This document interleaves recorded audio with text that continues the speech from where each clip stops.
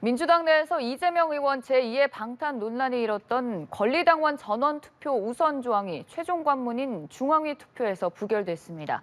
이 밖에 지난 대선 과정에서 불거졌던 여야 배우자 리스크 공방이 또다시 불거지고 있는데요. 여러 가지 정치권 이슈들 짚어보겠습니다. 김근식 국민의힘 전 선대위 정세분석실장, 복귀왕 전 민주당 선대위 대변인 나오셨습니다. 어서 오시죠. 안녕하세요. 안녕하세요. 우선 민주당이 추진한 당원 개정안이 중앙위에서 부결이 됐습니다. 예상하셨는지요? 예상 못했죠. 아마 네. 민주당 내에서도 좀 놀란 것 같고요. 이제 절차에 따라서 그 비대위에서 추인한 안인데 절차의 완성을 위해서는 중앙위에 통과를 해야 되는데 제적 의원 과반수에 모자라서 통과가 안 된 것으로 보도가 됐습니다. 저는 이제 이 부분에 대해서는 우선 하나 짚고 넘어갈 게 비대위에서 이번에 당원 개정안 2개를 상정해서 이렇게 하기로 결정을 한 거 아닙니까? 그리고 이제 추인 절차로서 중앙위를 갔는데 거기서 부결이 됐다고 한다면 사실은 비대위 사퇴를 해야 되는 사안이라고 생각해요. 이게 이제 우리 당에다 비교하면 비대위로 전환하기 위해서 최고위가 전국 상임위를 소집하고 전국위원을 소집해가지고 비대위로 가기로 해서 땅땅땅 의결을 했는데 그 전국 상임위원회하고 전국위원회에서 부결됐거든요. 그럼 비대위 구성을 못 하는 겁니다. 지도부가 구성이 안 되는 거예요. 그러니까 저는 이 정도 사건이면 물론 이제 며칠 남지 않았죠. 28일이 이제 전당대회이기 때문에 네. 새로운 당대표와 최고위원이 들어오기 때문에 뭐 실효성은 없지만 저는 우상호 비대위 체제에서 이 부분에 대해서는 그냥 다시 또 한번 추진하겠다 이 정도로 나올 게 아니라 네. 굉장히 심각한 저는 그 중앙위원회 자체에서의 부결이라는 것은 리더십에 대한 심대한 타격으로 보고 저는 사퇴해야 될 그 정치적 거리라고 생각을 합니다. 네. 당내에서도 예상 못했다는 분위기가 강하죠. 예, 뭐 교수님 말씀에 저도 동의를 상당 부분 하고요. 예. 다만 그동안 당원 개정과 관련해서 이 뭐 당원 80조와 또 전당원 투표제 이것뿐만 아니라 많은 뭐 부분에 대한 뭐 일부분에 대한 수정들이 좀 있습니다. 그런데 우리가 관심을 끌었던 내용이 당원 80조에 집중되다 보니 이것에 대해서 그 사망을 수정하는 것에 대한 의견들 여기까지는 당무위원들이 확인을 다 했어요. 뭐 아무런 이견들이 없었고 이 안에는 사실 뭐 전해철 그 의원을 비롯해서 많은 분들이 함께 그 논의를 했었는데 그 전당원 투표다라고 하는 것은 이미 민주당에서는 내용적으로 실시를 하고 있는 내용입니다. 뭐 예를 들면 저희들이 잘못 판단한 것이지만 지난번 재보궐선거 때 서울시장 공천을 하자라는 방향으로 이낙연 대표 시절에 바꿨지 않습니까? 네. 잘못한 건데 이때도 사실상 전당원 투표의 절차를 거쳐서 결정을 한 것이거든요. 그래서 민주당 내에서는 대의제 민주주의와 집정 민주주의의 어떤 혼합 이것을 어떻게 효율적으로 할 것이냐라는 고민을 그동안 많이 해왔고 그리고 권리당원들의 직접적 그 당무에 대한 참여 이런 요청들이 있었고 우리가 온라인 플랫폼 정부도 얘기하고 온라인 플랫폼 당도 이야기를 하지 않습니까? 그런 차원에서 볼 때 온라인으로의 당원들의 의사 수렴 이것을 권리당원들이다라고 하면 자기들이 당비를 매월 내고 있는 분들이기 때문에 이분들의 의사를 우리들이 충분히 확인할 수 있는 절차와 어떤 기술적 보장이 되기 때문에 집정 민주주의의 실천 과정으로서의 전당원 투표를 도입하자라고 했던 것인데 이 부분이 사전에 여론 작업이 전혀 안 됐던 것이죠. 그리고 당무위원회에서 보고를 하는데도 당원 80조만 딱 눈에 들어오니까 그것에 대해서 간단히 논의하고 나머지 부분은 일반적이고 상식적인 부분으로 바꿔지는 거기 때문에 뭐 일부분 뭐 자구 수정이라든지 이런 부분이기 때문에 전혀 논의가 안 되고 있었습니다. 그런데 이제 이것이 당무위원회 통과되고 나서 전체 전당대회의 안건으로 부의하기 위한 이제 중앙위원회 과정에서 중앙위원들이 이 내용을 확인을 사실 안 했을 수도 있는데 여기에 대해서 박용진 의원 측에서 적극적으로 문제 제기를 한 겁니다. 이러다가 자칫 당이 포퓰리즘에 빠질 수 있다 하는데 비대위 혹은 이 당원당규 개정위원회나 이쪽에서는 이것에 대한 정당성에 대한 홍보를 하나도 안 해요. 그쪽에서 문자 한 5번 올 때 그 당원당규 개정에 대한 정당성에 대해서 전혀 홍보를 안 하고 있습니다. 그러다 보니까 이 부분에 대해서는 좀 우리가 좀 수고의 과정이 좀 더 필요한 것 아니냐라는 판단을 중앙위원들이 하지 않았을까 싶고요. 뭐 이것이 이 내용은 비명계냐 혹은 뭐 친명계냐라는 내용과 전혀 무관하게 말씀하신 것처럼 지도부에서 이것에 대한 충분한 논의 과정과 수의 과정을 거치지 않고 홍보를 안 한 이런 것을 생략하고 너무 쉽게 생각하고 진행시켰던 이런 측면에서의 비판받아서 마땅한 이런 측면이 좀 있습니다. 네, 그 이전에 여론 형성이나 수기의 과정이 조금 미흡했다라고 하셨는데 앞서서 김 교수님께서 그렇다면 지도부의 리더십에 타격이 오는 거고 결국 사퇴 부분도 좀 짚어주셨거든요. 네, 같은 리더십에 생각이신가요? 대한 뭐 타격은 있는 것인데 이제 오는 일요일이면 전당대회를 통해서 새로운 지도부가 나오지 네. 않습니까? 지금 현재도 비대위인데 또 어떤 비대위를 하겠습니까? 그래서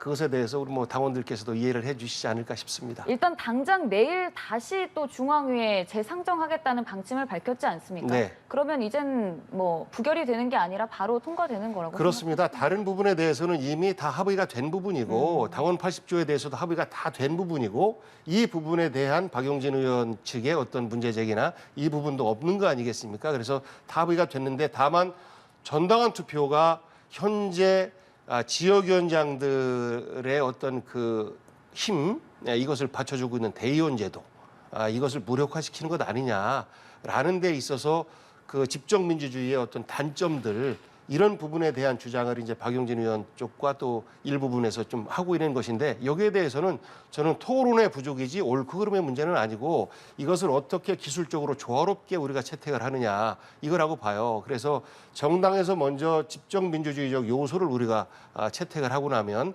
우리가 주민소환제라든지 뭐 이런 부분은 있지 않습니까? 이런 것들이 전부 다 집정민주주의와 간접민주주의로 혼합하는 형태들인 거거든요. 그래서 저는 정당에서 이런 시도를 먼저 하는 것들은 뭐 바람직하지 않을까 싶습니다. 저 개인적으로는 적극적으로 찬성하는 입장입니다. 아, 네.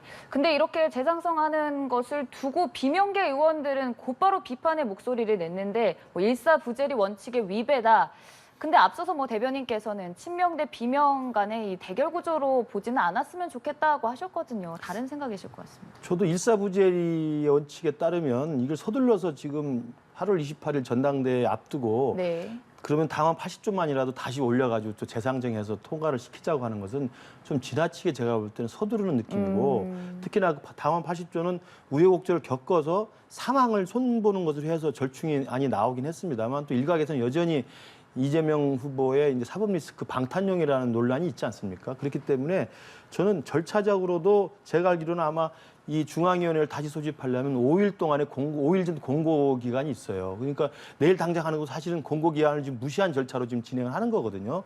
그렇다고 한다면 28일 전당대회 앞두고 빨리 지금 중앙위원회 통과시켜서 전당대회에서 부의시켜서 지금 통과를 시키려고 하는 건데 그렇게 서두르는 이유가 무엇이냐. 그리고 이게 무슨 뭐 사법부의 그런 엄격한 판단의 잣대는 아닙니다만 일사부재리 원칙이라는 것은 우리가 학교 때 다 배운 거 아니겠습니까? 한번 재판을 해서 재판의 결과가 나오면 그걸 다시 상정하지는 않는 것인데 이걸 다시 또 하겠다는 걸 보면 이 비대위가 지나치게 지금 이 80조 당원 개정 자체를 서두르는 것 자체에 대해서 의구심을 갈 수밖에 없다. 그래서 저는 아까 제가 말씀드린 것처럼 비대위의 정치적 타격을 생각하면 사실은 사퇴를 해야 될 중대한 사안임에도 불구하고 전당대회 앞에 있기 때문에 그 실효성이 없으니까 네. 그냥 지나간다 하더라도 당장 내일 또 다시 이 부분을 전당원 투표는 빼더라도 80조 기소시 당직정지라고 하는 것을 그대로 당원 개정 올리겠다고 하는 것은 국민들이 모두 굉장히 의아할 수밖에 없죠. 당원 개정안을 둘러싸. 네. 좀 처분을 드리면 일사부재리라고 하는 것은 어쨌거나 법 적용에 관해서 얘기를 하시는 건데 이 부분은 의사결정 과정 아니겠습니까? 의사결정 과정에서의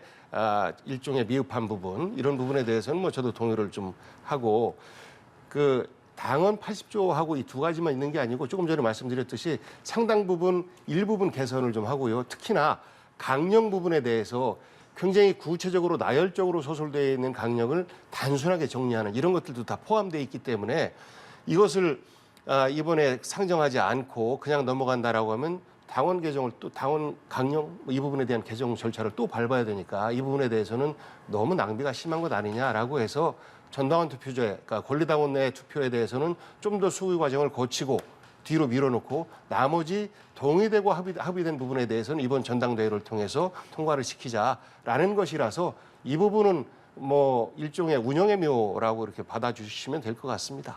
네, 알겠습니다. 배우자 리스크도 커지고 있는 상황입니다. 대선 과정에서 불거졌던 김혜경 씨 그리고 김건희 여사에 대한 리스크가 지금 부상하는 상황인데 우선 김혜경 씨는 어제 경찰 소환 조사를 받았고 여기에 또 배모 씨에 대해서도 사전 구속영장이 청구가 됐거든요. 이게 또 김혜경 씨 수사에 있어서 또 다른 변수 아닙니까? 이제 구속이 되고 나면 아무래도 그 피의자의 멘탈이 좀 흔들리게 되고 그러다 보면 또 어떤 진술이 또 추가적으로 더 나올지도 모르고 뭐 이런 것들 때문에 리스크가 좀 더 커진다. 뭐 이런 우려는 뭐 충분히 할 수 있는 것인데 과연 김혜경 씨가 지시를 했겠느냐라는 부분에 대해서 저는 단체상을 해봤으니까 사실상 업무 추진비나 이런 것들이 어떻게 행정 처리가 되는지 잘 모릅니다. 그리고 사적으로 식사를 하거나 이런 부분에 대해서는 이재명 의원이 밝힌 것처럼 사적으로 먹은 음식값은 배 씨를 통해서 지출했다. 이렇게 이제 얘기를 하고 있는데 그런 사실이 흔들린다라는 것에 대해서는 뭐 저는 결과를 좀 봐야 되겠지만 그 부분에 대해서는 가능성이 좀 희박한 거 아니겠느냐라는 생각하고 이제 법인카드를 통해서 공적 자금을 유용한 부분, 네. 이 부분에 대해서 그 처벌을 받게 되겠죠. 그리고 이 부분은 이제 이재명 씨가 7만 8천 원이다라고 한 부분은 구분이 되는 부분이거든요. 법인카드 유용 부분은 좀 다른 것이고 7만 8천 원에 해당되는 부분은 선거법 위반이에요. 기부 행위에 해당되느냐 안 되느냐라는 부분인데 이것이 이제 공소시효 만료를 두고 급하게 진행되다 보니까 선거법 적용은 사실 7만 8천 원 그 한 건이거든요. 그러니까 이 부분이 좀 도드라지게 드러나기 때문에 7만 8천 원을 가지고 기소 여부를 갖고 조사하는 것 이것 자체가 너무 가혹한 것 아니냐라는 의견이었지 그 법인카드 전체에 대한 주장을 하고 있는 것은 아니다라는 어떤 해명을 드립니다. 네, 일단 이번 사안에서 김혜경 씨가 직접 지시를 했냐 이 여부가 또 주요 쟁점인데 배모 씨나 김혜경 씨나 모두 직접적으로 지시를 하거나 받았다는 건 없다고 진술을 했는데 좀 조사 과정이나 영장이 청구되고 받는 과정에서 뒤집힐 가능성은 없는 겁니까? 이제 경찰 수사가 그 부분을 이제 규명하는 네. 게 아마 남은 마지막 과제라고 생각하고요. 아마 배모 씨에 대해서 사전 구속영장을 신청했다는 것은 일단 구속을 해놓고 지금 말씀하신 그 부분 김혜경 씨와의 연계 과정이 실제로 사전에 알고 있었던 것인지 또 지시를 했던 것인지 아니면 묵인했던 것인지에 대해서 더 파보겠다는 저는 의지로 보입니다.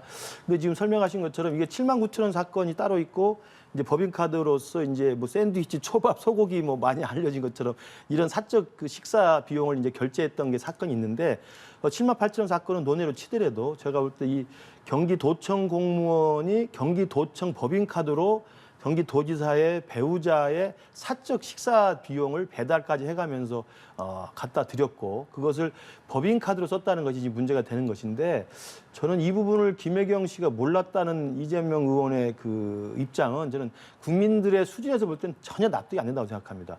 우리 복귀왕 의원님도 시장을 해보셔서 알지만 시장이든 자치단체장이든 뭐 하다못해 당대표가 되든 장관이 되든 매일 점심 저녁 약속이 있습니다. 그럼 점심 저녁 약속 있을 때 수행비서가 와서 다 결제를 하고 가죠. 그랬을 때 그러면 그 모든 사람이 저 수행비서가 결제를 했는데 수행비서 거 개인 카드로 했다고 생각하는 사람이 누가 있겠습니까? 다 법인카드로 하는 걸 알고 있는 겁니다. 그렇다면 경기도지사의 배우자를 담당하는 경기도청 공무원입니다. 그게 5급 공무원 배모 씨하고 7급 공무원 김모 씨인데 이 7급 공무원 김모 씨가 경기도청 법인카드로 계속 갖다가 날르는 건데 김혜경 씨가 그걸 드시면서 이걸 저 7급 공무원 개인 사비로 사왔구나라고 알고 드셨다? 이게 상상이 가능합니까? 그 공무원이 미쳤다고 자기 돈으로 카드로 그걸 결제해서 갖다 드립니까? 몸종도 아니고. 제가 볼 때 그런 변명은 물론 이제 이재명 의원 측에서는 이제 법을 피해서 도망가야 되기 때문에 모른다고 해야만 법적 처벌을 면할 수 있기 때문에 아마 법꾸라지라는 형식으로 저는 할 것 같은데 국민들이 보기엔 도저히 납득하기 어렵다고 생각합니다. 돈의 액수의 과다의 문제가 아니죠. 뭐 이게 100만 원, 200만 원이든 돈의 액수가 아니라 공사 구분 없이 배우자의 사적 비용을 왜 경기도청에 법인카드 썼는가에 대해서는 마땅한 저는 해명과 잘못을 시인하는 저는 깔끔한 모습이 필요하다고 생각을 해요. 그러니까 공무원으로부터 사적 도움을 받은 부분에 대해서는 죄송하다라는 말씀을 드렸고요. 그 부분에 대해서는 뭐 따로 핑계를 댈 수가 없다고 생각합니다. 그리고 그 사적으로 말씀하신 집에서 먹는 어떤 식사 이런 부분에 대해서도 이제 도움을 받은 것, 사적 도움을 받은 것인데 그런 음식값에 대해서는 배 씨를 통해서 지출을 했다, 지불을 했다라고 주장을 하고 있으니까요. 한번 조사 결과를 두고 보시죠. 네, 알겠습니다. 조사 결과를 두고 보는 것으로. 이런 가운데 민주당 일부 의원들은 김건희 특별법을 발의를 했는데 서로 지금 계속 공세를 벌이는 모습입니다. 김건희 특검법입니다. 근데 이제 뭐 저도 좀 과한 것 아니냐라는 생각을 합니다. 이제 이것이 이제 김용민 의원 그 법안인데, 그러니까 일부 강성 의원들 이런 분들이 이제 함께 이제 공동으로 발의를 한 것인데, 저는 이것이 너무한 것 아니냐라는 말을 하기에 앞서서 왜 저 지경까지 갔느냐라는 부분을 바라봐야 되는 것 아닌가 싶습니다.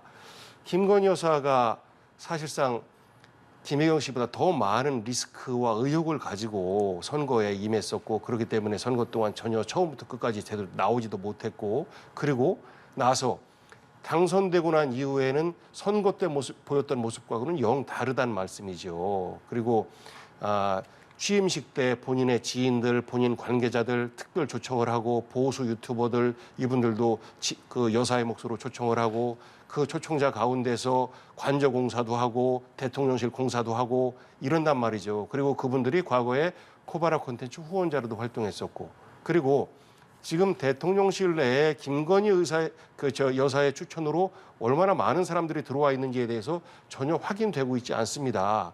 그러하기 때문에 뭐 여러 가지 팬클럽 논란도 있고 어떤 보안 유출 사건도 있고 이런 것들에 대해서 이 부분에 대해서는 좀 조사를 해야 되는 것 아니냐라는 주장을 하는 것이지 반드시 김건희 특검법을 통과시켜내겠다라는 어떤 법안 통과의 의지로 보이진 않습니다. 그러니까 정치 행위를 하고 말보다는 좀 더 강한 이런 법을 주장하면서 김건희 여사에 대해서 대통령실에서 이것에 대한 조치를 취하지 않으면 나라가 위험해진다라는 주장을 하고 있는 것으로 저는 해석하고 있습니다. 네, 그러니까 이게 통과되기는 쉽지 않은 상황이지 않습니까? 아니죠. 이제 물론 이제 당론으로 아직 정한 게 아니기 때문에 제가 볼 때 한 12명인가요? 이제 철험회 소속 의원들이 이제 발의를 한 것이어서 민주당의 당론으로 채택을 해서 통과를 시킨다고 하면 사실 통과가 되죠. 왜냐하면 지금 절대 의석을 갖고 있기 때문에. 그래서 특검법 자체를 통과시키고 특검법이 발효가 돼서 특검을 임명해서 특검이 수사가 될 수가 있다고 생각합니다. 저는 이제 그래서 그 부분은 이제 국민들이 판단할 문제라고 보는데 지금 말씀하신 것처럼 저는 우리 복귀왕 의원님 말씀이 좀 적절하다고 봐요. 정치적 공세 수준으로 이야기하는 건 충분히 이해가 갑니다만 이거 진짜 정말 실제로 특검법을 통과시켜서 특검을 임명해서 임기 초반에 배우자 다 특검을 하겠다는 건 사실은 지나치다는 게 국민들의 아마 일반적인 시선일 거고요. 다만 이제 말씀하신 것처럼 지금 미진했다고 여겨지는 의혹들이 몇 개 있지 않습니까? 이 부분에 대해서는 검찰이든 경찰이든 확실하게 그리고 정말 합리적으로 빨리 투명하게 수사를 빨리 종결을 해서 국민들에게 설명을 해줄 필요가 있다고 봐요. 그러니까 대표적인 도이치모터스 사건하고 이제 학력 경력 위조 사건이란 말입니다. 그래서 도이치모터스 사건은 제가 알기로는 이미 주범과 공범들이 다 재판에 기소가 돼서 1심 판결까지 나은 상황입니다. 그래서 이제 검찰의 결과로는 김건희 씨를 소환할 필요 없을 정도로 그냥 단순 투자자로 정리를 한 것인데 야당 측에서 계속 문제가 있다고 하는 것이니 검찰이 한번 설명을 할 필요가 있다고 생각합니다. 내용 자체에 대해서.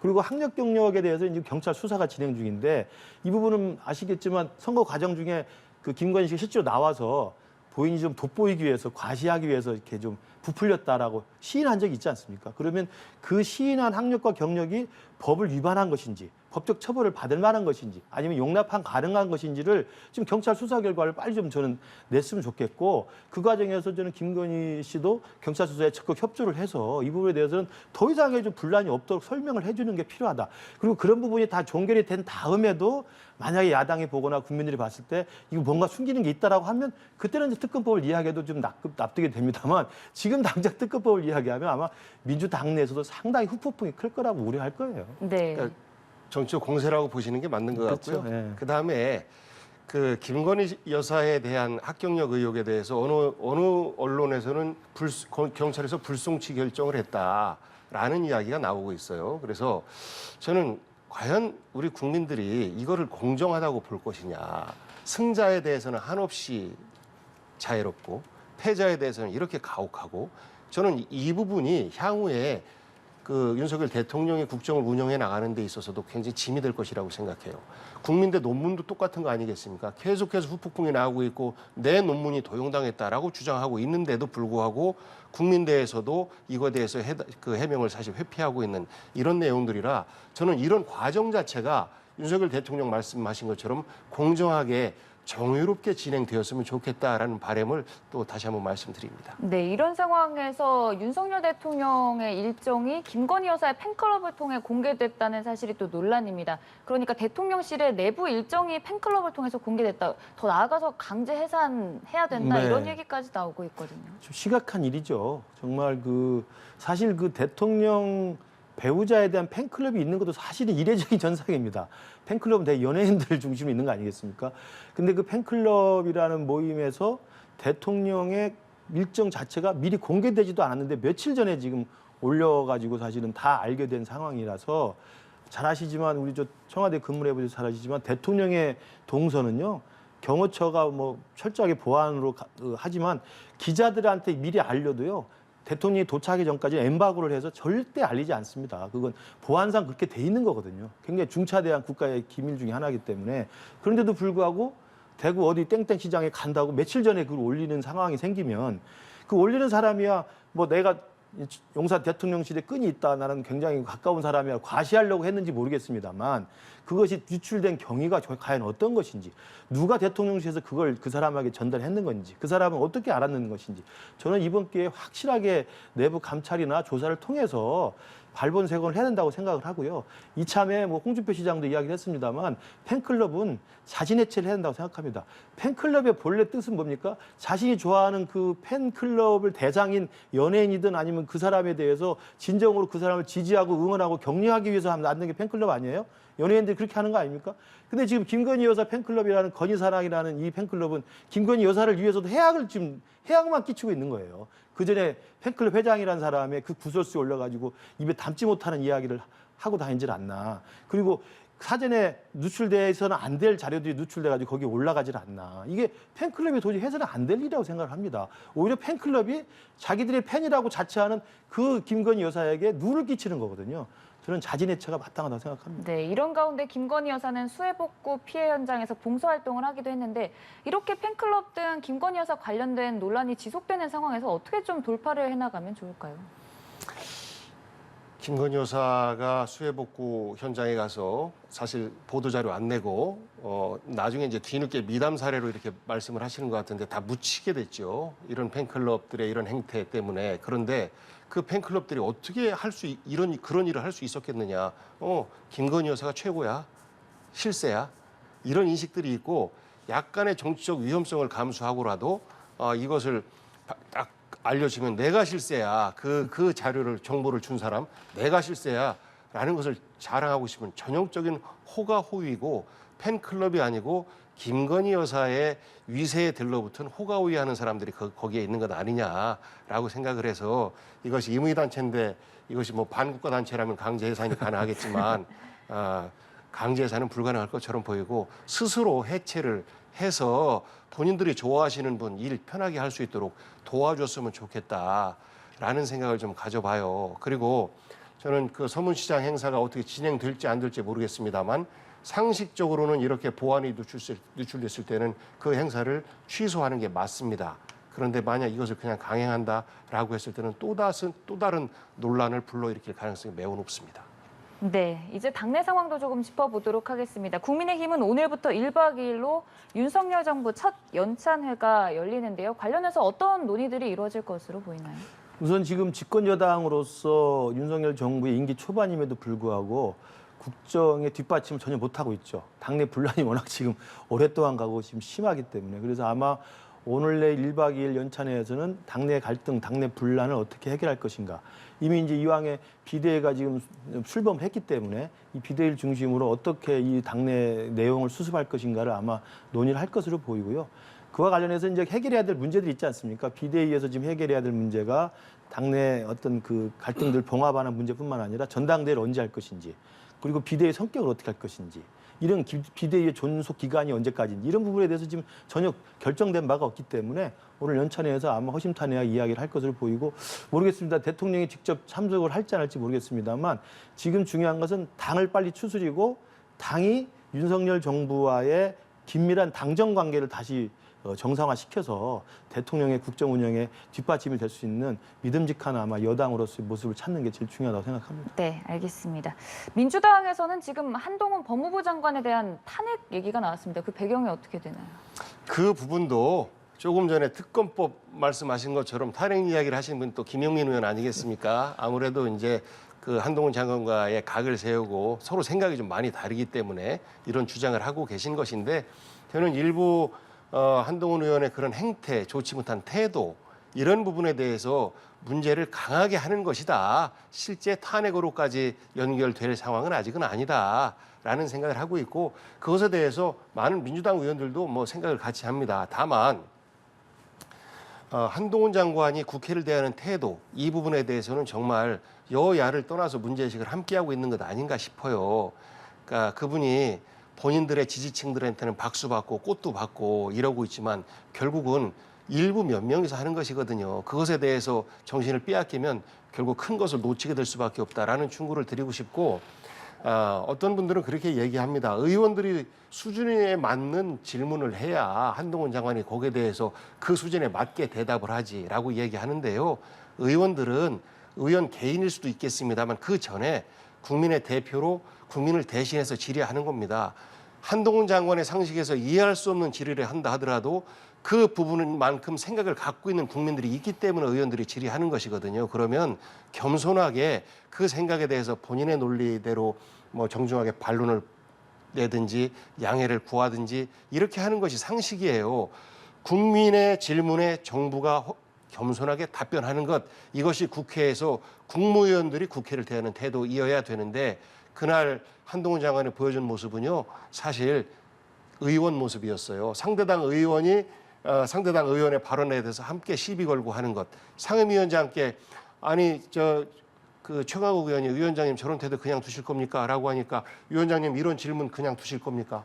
라고 이런 맞대거리 하는 것 있잖아요. 이것은 흡사 뭐처럼 보이냐면 박홍근 의원이 미운 7살처럼 보인다라고 하는데 정말 버르장머리 없는 새카만 후배가 못난 선배 비웃듯이 하는 그런 모습처럼 보여요. 그래서 당장 그 지지자들은 아유 속 시원해 박수 쳐라고 하지만 결국은 우리 중간자들로부터 고립될 수 있는 가능성이 매우 높다라는 말씀 좀 드리고 싶습니다. 네, 한동훈 법무부 장관의 탄핵 결국에는 한동훈 장관의 태도 측면에서의 경고의 일환이다라는 말씀을 해주셨습니다. 네, 저도 그렇게 해석을 하는 네. 게 맞다고 봅니다. 왜냐하면 탄핵을 하려면 헌법과 법률을 명백히 위반한 사례가 있어야 돼요. 그래서 헌법과 법률을 위반한 사례를 지금 찾기는 쉽지 않을 거예요. 왜냐하면 말씀하신 것처럼 국회에서 민주당 의원들과의 설전을 벌이면서 지금 감정이 계속 쌓이고 있는 거거든요. 그래서 저는 한동훈 장관에게 저도 같은 의미에서 지금 뭐 법무부 장관으로서 윤석열 정부에서 일을 잘하고 있는 건 분명히 맞아 보입니다. 그리고 그 정권 교체라고 하는 것들을 실감할 수 있도록 구체적인 성과들을 계속 내고 있는 것도 저는 잘하고 있다고 보는데 국회에서 답변할 때는요. 국무위원이고 장관에 가서 장관의 자격으로 답변할 때는 싸우는 게 아닙니다. 뭐 전투에 임해가지고 누가 이기고 지는 게 국무위원이 하는 게 아니거든요.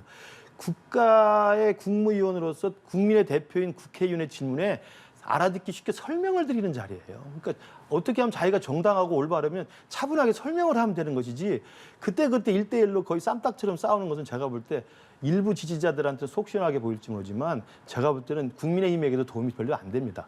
저는 그래서 지금 지적하신 것처럼 탄핵이라는 걸 꺼낸 것도 제가 볼 때 민주당으로서도 제가 볼 때 과도한 정치적 반응이고 왜냐하면 그런 측면도 있어요. 한동훈 장관이 너무 지나치게 이길 국회에서 출석해서 발언하는 것을 매번의 전쟁으로 세작해서 지지 않으려고 끼어들고 국회의 어떤 규칙과 관례를 벗어나는 것도 좀 조심해야 되지만 민주당에도 그렇게 그걸 부추기 측면도 있어요. 왜냐하면 너무 한동훈 장관을 타켓으로 해가지고 계속 키워주는 겁니다. 사실 탄핵을 야기한 것도 한동훈 장관을 키워주는 거거든요. 또 최근에 제가 알기로 법무부를 세종으로 옮기겠다는 법안을 발의까지 했어요. 이건 한동훈 장관 귀향시키자는 거 외에는 설명이 잘 안 돼요. 하필 왜 이 시기에 그걸 하냐고 또 설명할 수밖에 없기 때문에. 그래서 민주당도 한동훈 장관을 여러 국무위원 중에 한 명으로 대해주고 한동훈 장관도 국회에 가서는 국민에게 설명드리는 자리이지 싸우러 가는 자리가 아니라는 걸 명심해서 일은 잘하고 있지만 설명하는 자세에 있어서는 조금 고칠 필요가 있다고 생각을 해요. 그 맥락에서 한동훈 장관의 취임 100일 기념으로 법무부 청사 앞에 꽃바구니가 늘어선 것을 두고도 박범계 의원이 민원실 쪽에 배달된 걸 앞에 갖다 놓은 것이다 이런 발언을 하기도 했습니다. 멋있게 정렬을 해놨지 않습니까? 네. 이것을 누군가가 의도적으로 하지 않으면 가능하겠습니까? 그리고 거의 같은 사이즈의 꽃바구니가 왔단 말입니다. 결국은 조직적으로 한 것 아닌가 싶어요. 지난번에 윤석열 검찰총장 응원하는 화환 이런 것처럼 이번에 화환은 너무 크고 그러니까 차라리 아담한 꽃바구니로 하자라고 조직적으로 한 것 아닌가 싶습니다. 그것에 취하면 저는 법무부 장관 한동훈의 미래는 점점 더 희미해질 수밖에 없다라고 생각합니다. 근데 앞서서 교수님께서는 이런 게 계속 이어질수록 한동훈 장관만 키워주는 격이라는 지적을 해주셨고 또 일각에서는 왜 계속 한동훈 법무부 장관과 민주당이 이렇게 계속 격돌을 하냐, 왜 한동훈 장관에게만 공세가 집중되냐는 지적도 있습니다. 그것이 여러 가지 충돌이 있었지 않습니까? 그 가운데서 대표적인 것이 민주당은 우리가 민주적 시스템을 만들어가는 과정에서 특정 집단이 너무 힘이 세다. 이것을 분산시켜내야 된다라는 이유로 해서 문재인 정부 때부터 검찰에 대해서 사실상 견제를 해왔고 그 일환으로서 공수처를 추진해왔고 그 일환으로서 검찰의 수사권을 경찰로 이양하는 그리고 수사기소의 분리 이런 부분들까지도 민주당은 그걸 가치와 노선으로 갖고 있단 말입니다. 민주 시스템을 제대로 만들어 가기 위한 방향으로서. 그런데 이것에 대해서 사실상 기득권을 가지고 있는 검찰 집단의 대표적인 윤석열 대통령과 그 윤석열 대통령의 최측근인 한동훈, 이제 민주당의 생각과 정 부딪히는 것이죠.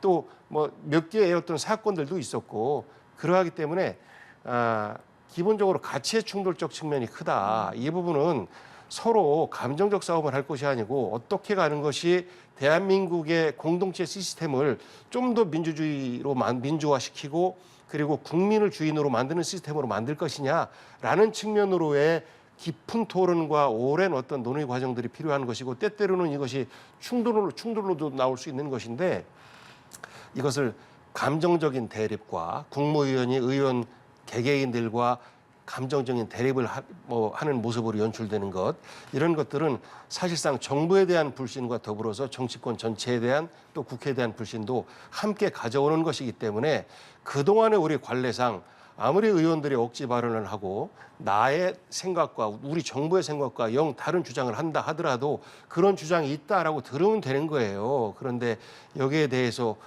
일일이 한마디도 안 진다는 듯이 말대꾸를 하고 하는 모습은 국민을 대하는 예의와 도리가 아닌 것이에요. 그리고 이렇게 꽃바구니에 대해서 취하고 이런 부분에 대해서 연출하고 하는 모습들 뭐 우리 말씀하신 것처럼 일부의 모습이고 일부의 박수이고 국민 모두를 볼 때 제대로 된 정부가 될 수 있고 국민 모두를 볼 때 제대로 된 법무 행정을 이끌 수 있다라는 충고를 좀 드리고 싶습니다. 이런 일련의 대치가 지속되면 결국 한동훈 장관만 키워주는 격이다라는 교수님 지적에 대해서. 그렇죠. 키워주겠죠.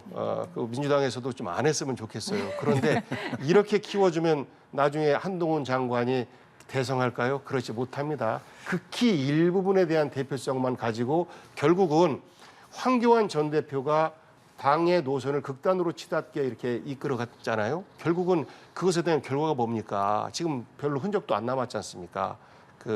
마찬가지로 한동훈 장관도 국민을 보고 법무행정을 하고 국민을 보는 국무위원의 태도를 견지해 주십사 하는 말씀을 좀 드리고 싶어요. 저도 이제 꽃바구니 관련해서는 뭐 아까 조직적으로 보냈다고 말씀하셨는데 그런 건 아니고요.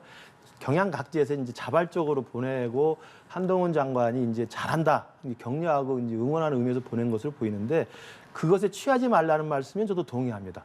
그 꽃바구니 화환 많이 받은 사람 추미애 장관도 많이 받았어요. 그리고 항상 놓지 않았습니까? 그렇지만 그 부분은 국민 전체를 보면 사실은 일부일 수밖에 없는 것이어서 저는 한동훈 장관이 그런 데 취할 거라고 생각하지는 않습니다. 그래서 저는 국민의 지지와 응원도 있지만 그럼에도 불구하고 전체 국민의 그 의사와 여론을 다 보면서 균형 감각을 가지고 일을 할 거라고 생각합니다. 네, 알겠습니다. 지금까지 복교왕 전 대변인 김근식 전 정세분석실장과 함께했습니다. 고맙습니다. 고맙습니다.